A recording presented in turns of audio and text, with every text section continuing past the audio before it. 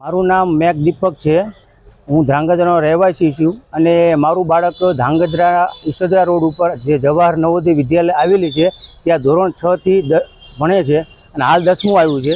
તો ગવર્મેન્ટના નિયમ પ્રમાણે જે રસી દેવામાં આવે એ રસી 16 તારીખ અને 17 તારીખનો નવોદયની અંદર કાર્યક્રમ હતો। અને નવોદયના કાર્યક્રમની અંદર જે રસીનો કાર્યક્રમ હતો એમાં મારા બાળકને રસી દેવામાં આવી હતી અને એમાં મારી સંમતિ પત્રમાં કોઈ સાઇન લીધેલ નથી કે નથી મારા બાળકની સાઇન લીધેલી।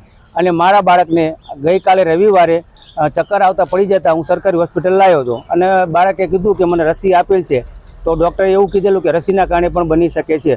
તો આ નવોદય વિદ્યાલયવાળા જે છે એમની મનમાની ચલાવે છે અને ગવર્મેન્ટના નિયમને ઉલ્લંઘન કરીને અને વાલીઓને પૂછ્યા વગર બાળકોને રસીઓ આપે છે। નવોદયની અંદર મને જાણવા મળ્યું કે ધોરણ 10માં વિદ્યાર્થીઓને તમામને રસી આપવામાં આવી છે, કોઈ વાલીઓની પણ સહમતિ લીધેલ નથી।